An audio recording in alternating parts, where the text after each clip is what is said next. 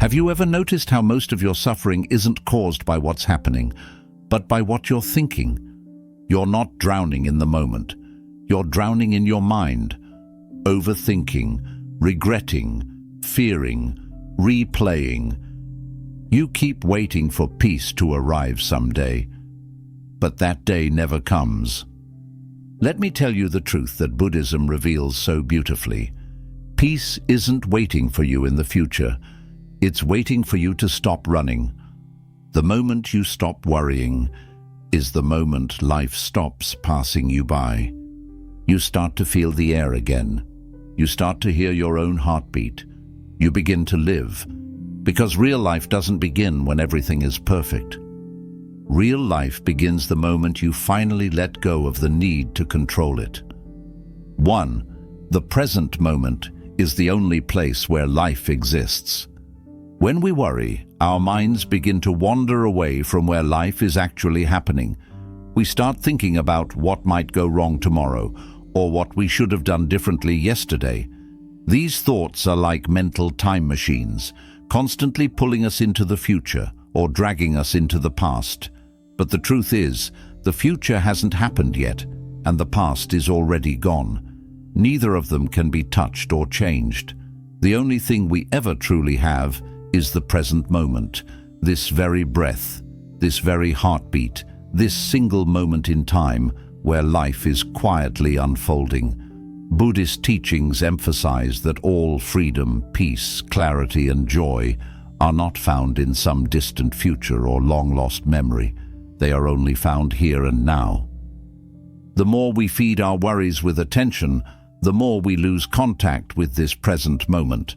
And the more we lose contact with now, the more anxious and disconnected we feel. It's like trying to enjoy a beautiful meal while constantly thinking about what you'll eat tomorrow. You miss the flavors, the texture, the experience. Life works the same way. If you are always lost in what might happen or stuck in what already happened, you miss the life that is happening right now. Every time you allow your thoughts to spiral around what could go wrong or what went wrong, you're not living. You're just thinking. Imagine standing by a river. The water is flowing gently, the trees are swaying, the birds are singing, but you're staring down at your phone, reading old messages and worrying about tomorrow's plans. In that moment, the river still flows, the wind still whispers, the world continues to breathe around you, but you are not really there. This is what worry does.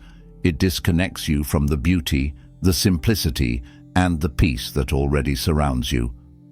But the good news is, the moment you realize this, you can return. You can come back to the now, not with force, but with awareness. By simply noticing your breath, the weight of your body, the sounds around you, you reconnect with what is real. You don't need to solve every problem or erase every regret to feel calm. You just need to come home to this moment.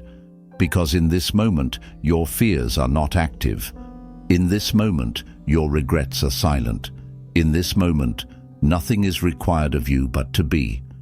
And in that space, where your mind stops chasing and your heart begins to soften, something beautiful happens.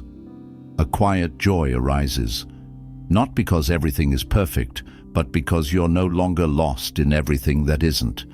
That is the miracle of the present moment.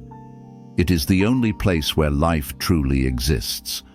And once you learn how to return to it, again and again, you realize you've had access to peace all along. You were just too busy worrying to feel it. 2. Worry is an attempt to control the uncontrollable. At its core, worry is the mind's desperate attempt to feel in control. When something in life feels uncertain, your health, your future, your relationships, the mind panics and starts trying to predict every possible outcome. It says, if I think hard enough, maybe I can prevent something bad from happening. This is where worry is born, not from real danger, but from the need for control in a world that is constantly changing. But the truth is, most of life is beyond our control. You cannot predict how people will behave, what tomorrow will bring, or how every situation will unfold. No matter how much you worry, you can't guarantee safety, success, or certainty. And that's the painful irony. While we think worry helps us stay safe, it actually traps us in a cycle of fear and stress without giving us real control at all. From a Buddhist perspective, this need to control comes from attachment, our deep emotional investment in how things should go. We become attached to specific outcomes, and when life begins to shift in unpredictable ways, as it always does, we resist. That resistance creates suffering. We think we're protecting ourselves, but in reality, we are just making ourselves more anxious, more exhausted, and more disconnected from the flow of life. Buddhism teaches us that freedom comes not from trying to force the river to flow our way, but from learning how to float with it. When you accept that things will happen as they're meant to, that you can only influence your actions, not control the universe, you begin to let go of the mental tension that worry creates. You stop living in a world of imagined fears and start returning to the truth of what is. Let's say you have an important decision coming up. You don't know what the outcome will be, and your mind is flooded with anxiety. What if I fail? What if I make the wrong choice? What if everything goes wrong? These thoughts might feel productive, but they are not solving anything. They are only burning up your energy. Now imagine instead you take a deep breath, make the wisest decision you can in this moment, and then let go. You allow life to unfold as it will. That is not weakness. That is power. That is wisdom. To worry is to try and fight the waves of the ocean. You splash, you struggle, you exhaust yourself, but the waves keep coming. To let go is to float, not because the ocean changed, but because you did. Worry arises when we try to control things that are not ours to control. Peace begins the moment we realize this and choose instead to trust, not in a perfect outcome, but in our ability to meet whatever comes with calm, with clarity, and with compassion. The goal is not to eliminate all uncertainty. The goal is to become someone who is no longer afraid of it. 3. Everything you fear is temporary by nature. One of the most liberating truths in Buddhist wisdom is this: nothing lasts forever. Every emotion, every thought, every fear, every moment of pain, it all arises, stays for a while, and then eventually fades away. But when we're caught in the grip of worry or fear, it doesn't feel that way. In those moments, the anxiety feels endless, the fear feels permanent, the problem feels too big, too heavy, too impossible to carry. And that's the illusion the mind creates, an illusion that tells you this situation, this discomfort, this uncertainty is here to stay.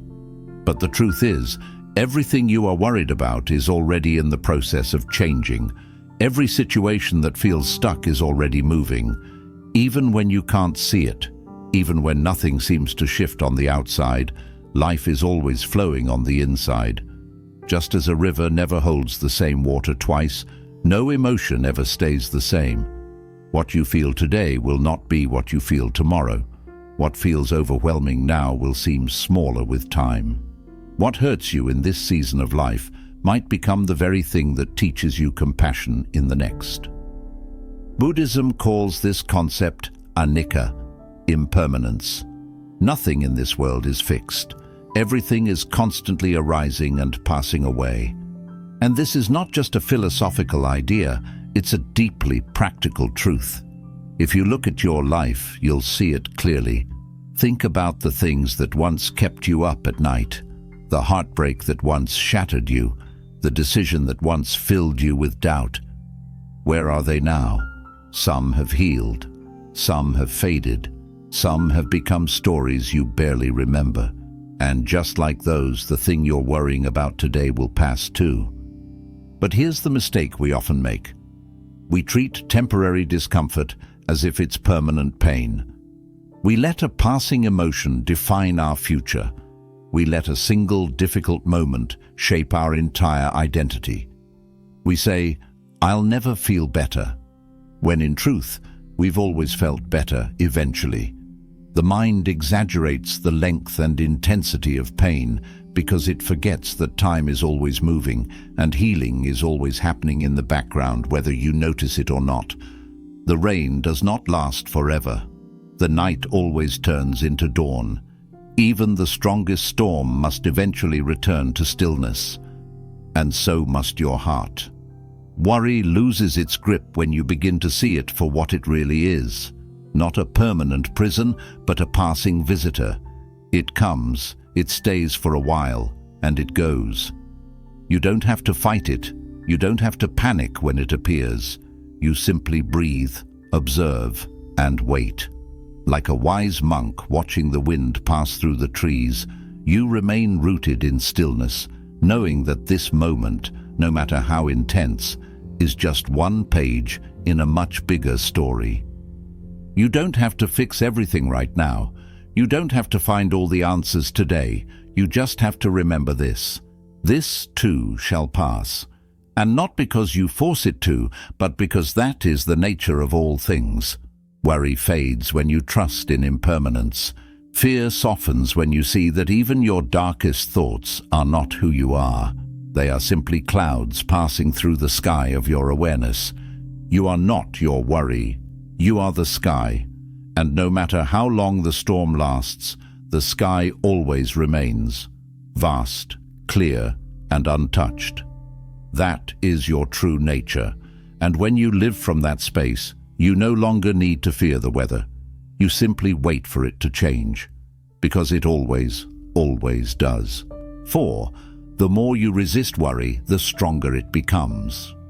There is a very subtle truth that most people never realize about their own suffering.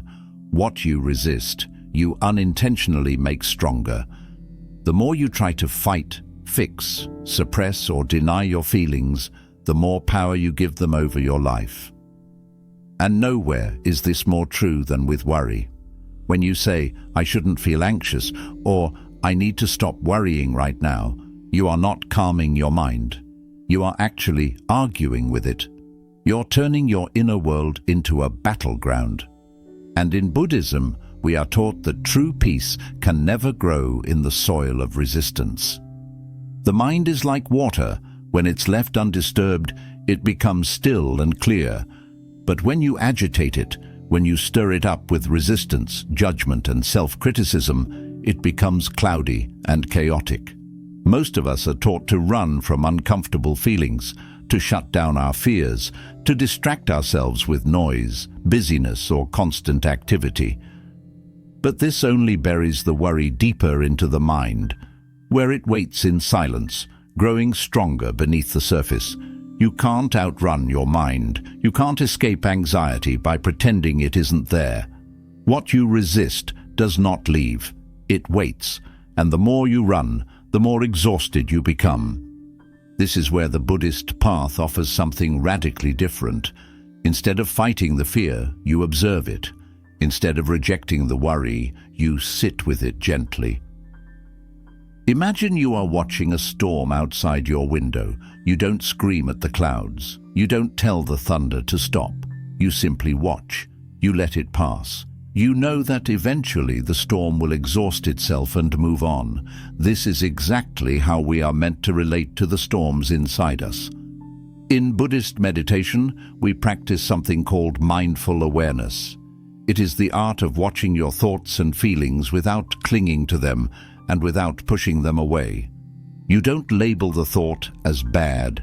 You don't try to replace it with something more positive. You simply breathe and observe it for what it is, a passing formation of the mind. No different than a breeze, no different than a shadow moving across the floor. And when you do this, something remarkable begins to happen. The thought loses its intensity.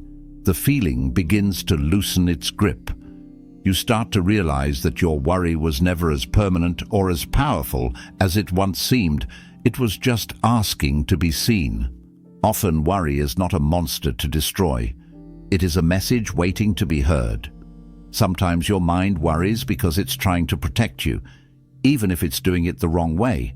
It remembers past pain and wants to keep you safe. But when you treat it like an enemy, you create inner conflict.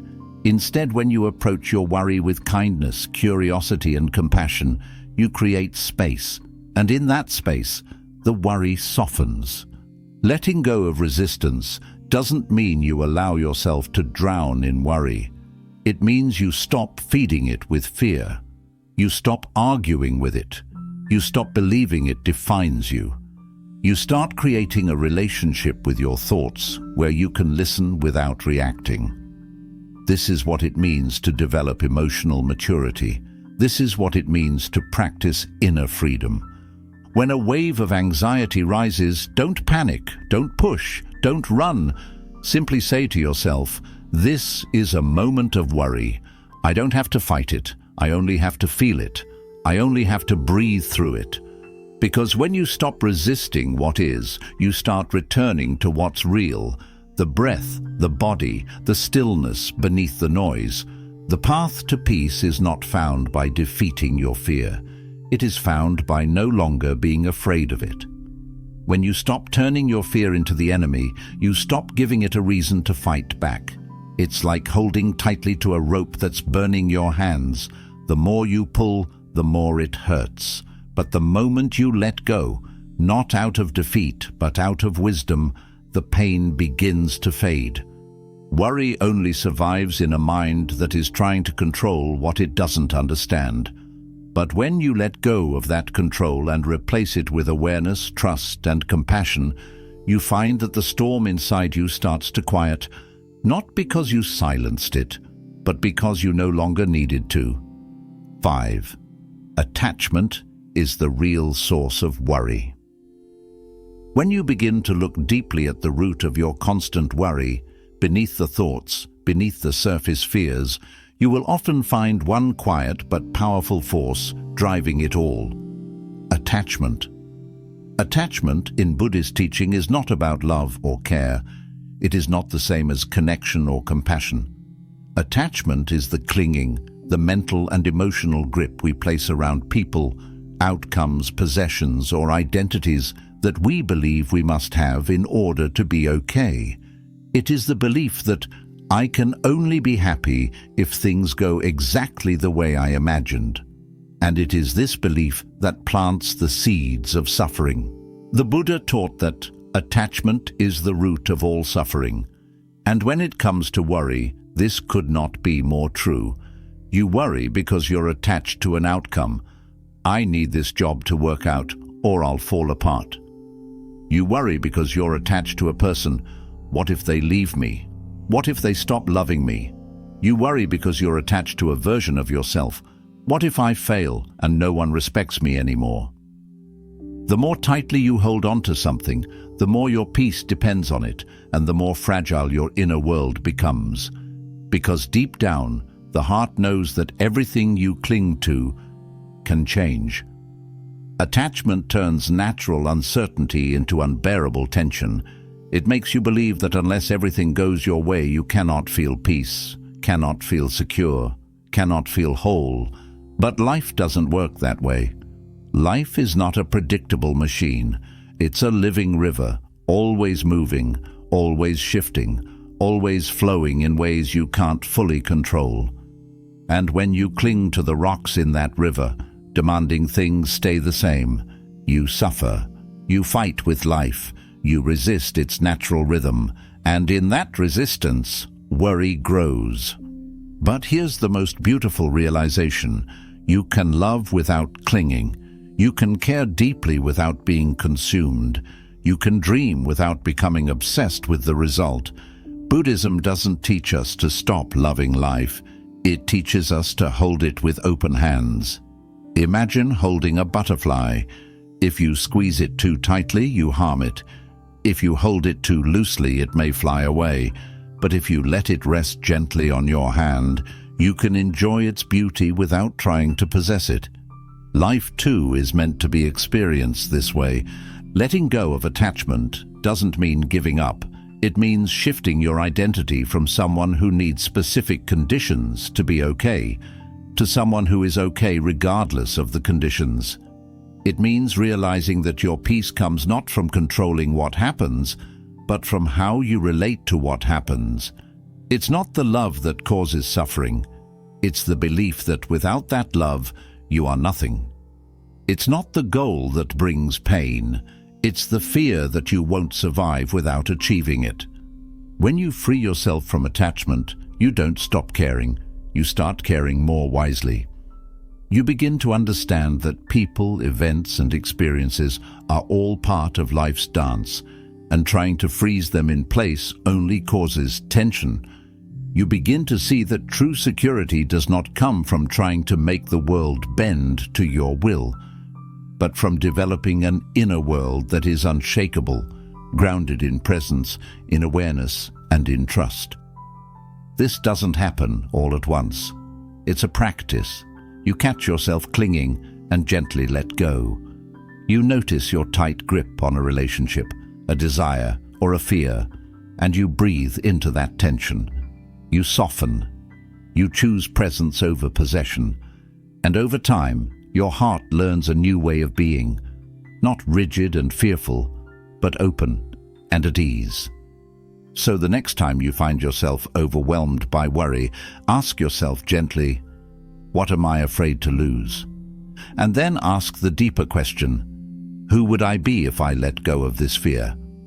The answer is always the same. You would be free. Free not because you stopped caring, but because you stopped believing your life depended on controlling everything you care about. And in that freedom, there is no room for worry. There is only space. Space for peace. Space for joy. Space for life to flow, exactly as it is meant to. 6. Peace is a practice, not a product of perfect circumstances. One of the most common and misleading beliefs we hold is this: I'll feel peaceful once everything in my life is under control. We chase the idea that peace will arrive when our problems disappear, when our relationships are all in harmony, when our bank account is full, when our future is certain, when everyone treats us kindly, and when our to-do list is complete. But this is an illusion, because the world never stops moving. Life never stops changing. And if you wait for the storm to stop before you learn how to be still, you'll spend your entire life waiting. In Buddhism, peace is not treated as something you find after life becomes quiet. It is treated as a discipline, a daily inner practice, something you cultivate in the middle of chaos, uncertainty, and pain. It's not a reward you receive when life is easy. It's a skill you develop when life is not. And that changes everything. You see, when you believe that your peace depends on your external environment being perfect, you give away your power. You become a victim of circumstances. You become reactive. If someone speaks to you harshly, you lose your calm. If something doesn't go as planned, you fall apart. Your inner state becomes fragile, at the mercy of situations, emotions, and other people's behavior. You're not anchored. You're floating, drifting, pulled by every wave. But peace that is rooted in Buddhist wisdom is different. It does not depend on conditions. It depends on your relationship with those conditions. It asks, can you stay centered even when the world shakes? It asks, can you return to your breath when your thoughts spiral? It asks, can you be kind to your own heart even in the middle of fear? This is not about perfection, it's about presence. The truth is, peace isn't a final destination, it's a choice. And not a one-time choice, but a choice made again and again, especially when it's hardest. When your mind is racing with anxiety, you gently choose to come back to the breath. When things don't go as expected, you choose to accept rather than resist. When someone triggers your emotions, you choose to pause rather than explode. These small choices, repeated over time, reshape your entire experience of life. Think of it like this: peace is like a garden. If you only plant seeds and then walk away hoping for results, you'll come back to find weeds. But if you return to that garden daily, tend to the soil, water it with awareness, and remove the weeds of distraction and resistance, peace begins to grow. Not because the weather is perfect, but because you are consistent. The garden flourishes not by chance, but through care. And so does your mind. We must also recognize that there will be days where peace feels far away. That's okay. Buddhism does not expect us to be perfectly calm all the time. What it teaches us instead is compassion for ourselves, for our messy human emotions, and for our very real struggles. You don't have to be peaceful every minute to walk a peaceful path. You only need to remember your way back when you forget. When you treat peace like a practice, you stop chasing it. You stop saying, "I'll be calm when," and you start saying, "I can choose calm now." You stop searching for the perfect moment and realize that the only moment you ever have is this one. And in this moment, if you breathe, soften, and pay attention, peace will meet you right where you are.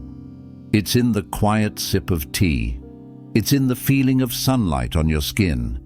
It's in the space between thoughts. It's in the acceptance of what is. It's in the breath you are taking right now. Peace is not waiting on the other side of achievement. It's not waiting for your stress to disappear or your life to become simple. It is here, always here, but it must be chosen, again and again. And the more you choose it, not perfectly but patiently, the more it becomes your natural state. Worry will still visit, but it will no longer stay. Fear may arise, but it will no longer control you. You will begin to understand the most profound truth of all, that peace was never something to find. It was something to remember, something to practice, something that has always lived quietly inside you, just waiting for you to return. 7. You are not your worries. You are the one who observes them. Perhaps the most profound realization in Buddhist teaching is this: you are not your thoughts, your fears, or your worries. You are the awareness that sees them. This simple yet powerful insight has the potential to transform your entire relationship with your mind. Because the moment you realize you are not the voice in your head, but the presence that hears it, you reclaim the inner freedom you were always meant to have. Most people go through life fully identified with their thoughts. They believe every worry they think, every fear they feel, every anxious scenario they imagine. The mind says, "What if something bad happens?" And they react as if it's already real. The mind whispers, "You're not good enough," and they carry that belief like a burden on their back. But this is the great misunderstanding. The mind is not your enemy, but it is not you. It's a tool, a storyteller, a survival mechanism. And just like a radio broadcasting different stations, it constantly sends out thoughts, some helpful, some fearful, some completely untrue. But here's the key. You are not the broadcast. You are the one who listens. In Buddhism, this is called the practice of non-identification. It means recognizing that the thoughts that arise in your consciousness are not personal. They are simply patterns.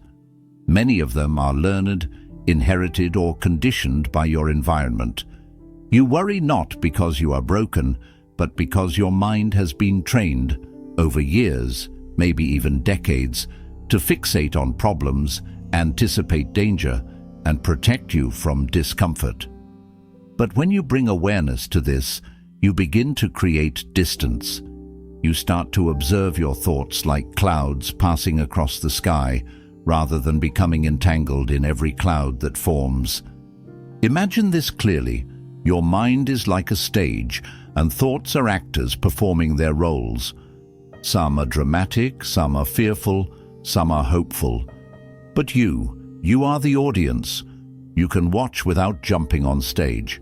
You can allow the performance to unfold without becoming part of the script.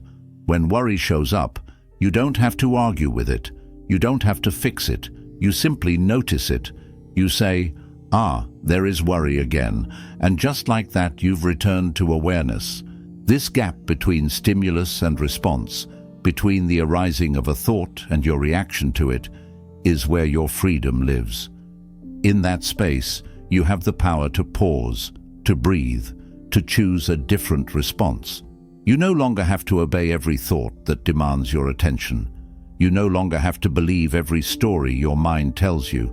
Just because a thought feels urgent doesn't mean it's true. Just because your mind screams, "What if?" doesn't mean you have to answer. This is where peace is born, not from the absence of thought, but from your ability to witness thought without becoming lost in it. This witnessing is not passive, it's incredibly powerful. Because the more you practice observing your mind, the more clearly you begin to see that you are never the fear, never the doubt, never the anxiety. You are the stillness beneath it all. You are the open sky, not the storm. You are the awareness that cannot be shaken, no matter how loud the mind becomes. Of course, this is not easy at first. When a wave of fear crashes over you, it's easy to forget that you are not the wave. You are the ocean. But with practice, through mindfulness, meditation, and gentle awareness, you begin to remember. And the more you remember, the less control worry has over you. You stop reacting, you stop panicking, you start watching, and in that watching, you become free. It's important to understand that this does not mean you become emotionally numb or indifferent. Quite the opposite. You feel deeply, but you don't drown. You experience emotions, but you are no longer ruled by them. You still care, but you no longer collapse under the weight of every passing thought. Because you've discovered a deeper truth. You are not the contents of your mind. You are the space in which all of it arises. And that space is always calm, always clear, always untouched by the noise. So the next time your mind starts to spiral with worry, take a breath, place your hand on your heart, and say to yourself with kindness, "This is just a thought. I am the observer. I am not my fear." And feel what happens. Feel the space that opens within you. That space is who you truly are. And in that moment of remembering, life begins again. So now you see, worry is not something that life forces upon you. It is something the mind creates in its attempt to feel safe, certain, and in control. But the truth is, control is an illusion, and fear is a habit that only deepens the more you feed it. Real life, the kind of life that is rich, calm, and full of presence, does not begin when everything is figured out. It begins the moment you stop trying to figure everything out. It begins when you take a breath, return to your body, and simply be here. The Buddha did not teach us to escape our lives. He taught us how to wake up within them. He taught that peace is not found in a perfect world, but in a trained mind. That the end of suffering comes not from rearranging the outside, but from transforming our relationship with the inside. When you stop worrying, you don't become careless. You become clear. You begin to live with intention, not fear. You start responding to life, not reacting to it. You learn to flow, not force. You begin to understand that the present moment is your home, that you don't need to control everything to feel okay, that everything you fear is already on its way out, that resisting your thoughts only makes them louder, that clinging creates pain and letting go creates peace. That calm is not something you wait for, it's something you practice, and that you were never your worry. You were always the awareness behind it, quietly waiting for you to return. So stop waiting for the perfect moment to begin living. This moment, this breath, is the doorway back to peace. Every time your mind pulls you into worry, gently come back, over and over again, not with frustration but with compassion, not with force but with softness, because every return is a victory, every pause is a step toward freedom, every breath is an invitation to begin again. And when you live this way, not trying to fix everything, but learning to be present with everything, worry no longer controls your life. Stillness does, clarity does, wisdom does. This is the path, this is the practice, and this is where real life finally begins.